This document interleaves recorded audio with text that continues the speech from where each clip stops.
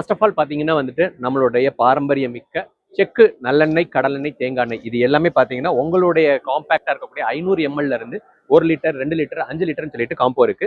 அதுக்கு அடுத்தபடியாக பார்த்தீங்கன்னா வந்துட்டு நம்ம விநாயகர் சதுர்த்தி வரப்போகுது. விநாயகர் சதுர்த்தி அப்படின்னாலே கொலக்கட்டை தான்.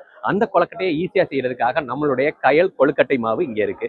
ஸோ இது எல்லாமே உங்களுக்காகவே இருக்கு. பச்சரிசி மட்டும் இல்லாமல் பார்த்தீங்கன்னா சிகப்பரிசிலையும் கொலக்கட்டை மாவு இருக்கு.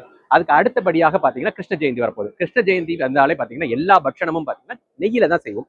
ஸோ கயல் நெய் உங்களுக்காக ஃபுல் அண்ட் ஃபுல் பார்த்தீங்கன்னா பசு நெய் அப்படின்றது தான். இதில் உங்களுக்கு 200 ml, 100 ml, 500 ml இது மட்டும் இல்லாமல் பார்த்தீங்கன்னா 5 லிட்டர்ஸ் வரைக்கும் வந்து உங்களுக்கு இருக்கு.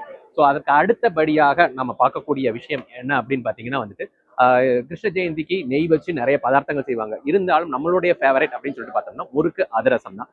இந்த முறுக்கு அதிரசமும் மாவு உங்களுக்கு வந்து ரெடிமேடாவே இருக்கு. வாங்கி நீங்க சட்டுன்னு செஞ்சிடலாம். அதுக்கு அடுத்தபடியாக நம்ம வீட்டில் எல்லாருமே குழந்தைங்கள்ல இருந்து பெரியவங்க வரைக்கும் விரும்பி சாப்பிடக்கூடிய ஒரு பொருள் அப்படின்னு பார்த்தீங்கன்னா அப்பளம் தான். உளுந்த அப்பளமாக நம்மளுடைய கையில் ஃபுட்ஸ் தந்துட்டு இருக்காங்க. இதோட ஸ்பெஷல் என்ன அப்படின்றத வரக்கூடிய வீடியோஸ் எல்லாம் பார்க்க போறோம். ஸோ மிஸ் பண்ணாம தொடர்ந்து அடுத்தடுத்து நிறைய அப்டேட்ஸ் வரப்போகுது.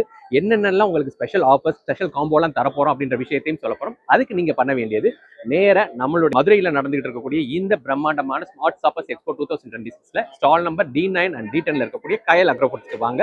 உங்களுக்காக நிறைய காம்போ ஆஃபர்ஸோட தரதுக்காக நாங்க காத்துக்கிட்டு இருக்கோம்.